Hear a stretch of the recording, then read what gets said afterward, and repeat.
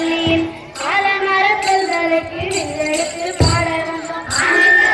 கடந்து ஆசிரியர் பள்ளி என்று ஆலமரம் சொல்களுக்கு வில்லெடுத்து பாட வந்தோம். கண்ணனத்தம் என்று சொல்லியே வெளியில் பாட வந்தருள்வாய் கலை மகளே. கண்ணனத்தம் என்று சொல்லியே வெளியில் பாட வந்தருள்வாய் கலை மகளே. எடுத்தவரே சந்தேகமா? நான் என்ன தொடங்கவே இல்லையே. தொடக்கமே சந்தேகம் தான். எல்லா சந்தேகத்துக்கு தீர்த்து வைக்கதானே இந்த நிகழ்ச்சியே. சொல்ல என்ன சந்தேகம்? ஏங்கா எப்ப பார்த்தாலும் தொடங்கும் போது கலைமகளையே கூப்பிடுறீங்க? நல்ல சந்தேகம் தான். நம்ம எல்லாத்துக்கும் கல்வியை கற்றுத்தர ஊராட்சி ஒன்றிய நடுநிலைப் பள்ளி நடுநிலத்துக்கு வந்து கலைமகளை கூப்பிட நல்லாவா இருக்கும்? கண்டிப்பா ஆண்டு விழாவுக்கு வந்து கருத்து சொல்லாம போனா நல்லா இருக்குமா? நம்ம நாட்டு நடப்பு அலசுவோமா? அப்படியே எனக்கு பசிக்கிற மாதிரி இருக்கு. நான் எப்ப பார்த்தாலும் சாப்பிடறதுலே இருக்காத. இப்ப சாப்பாடு பிரச்சனை பெரும் பிரச்சனையா இருக்கு. இப்ப நான் போய் சாப்பிட்டு வந்துடுறேன். இதுல என்னக்கா இருக்கு?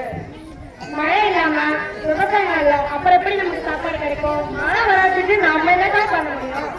நம்ம செய்யற சில காரியங்களால மழை வர மாட்டேங்குது. நாம என்னக்கா பண்றோம்? பில்லு பாட்டு பாடுறோம். இது ஒரு தப்பா? உனக்கு சொல்லி புரிய வைக்க முடியாது. பாரு கேளு. ரோட்டோரத்திலே வெப்ப மரம் புளிய மரம் ரொம்ப இருக்கு. அத்தோரத்திலே அலமரம் வெள்ள மரம் ரோட்டோரத்திலே வெப்ப மரம் புளிய மரம் ரொம்ப இருக்கு.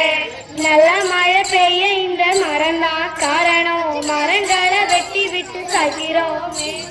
வாகனத்தின் புகையில சுற்றுச்சூழல் கெட்டாரே. வானம் மழை பெய்யறதே சிக்கலாச்சே.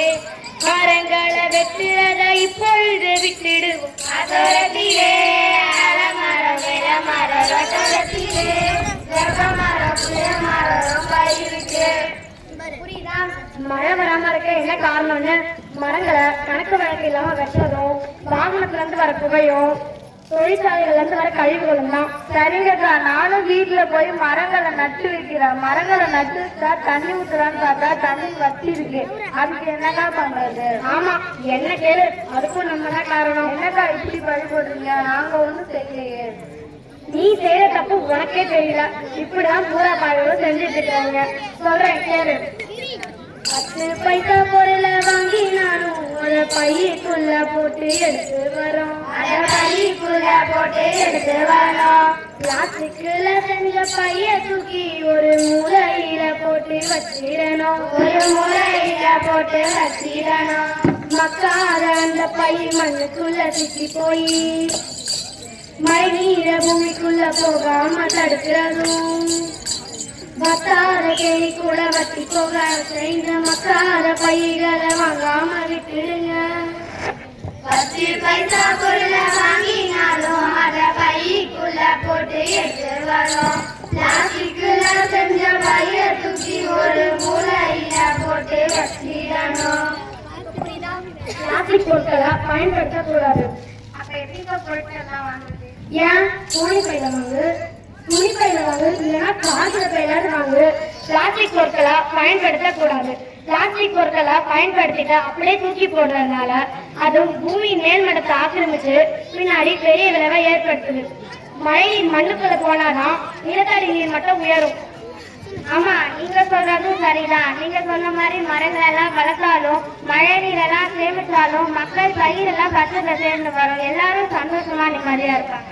ஆமா இருப்போம். பிளாஸ்டிக் பொருட்களை பயன்படுத்த கூடாது. பிளாஸ்டிக் பொருட்களை மறுசுழற்சிக்கு அனுப்பலாம். இயற்கையை பாதுகாப்போம், இயற்கையோடு இணைந்து வாழ்வோம், மரம் வளர்ப்போம், மழை பெறுவோம், விண்ணின் மழை துளி மண்ணில்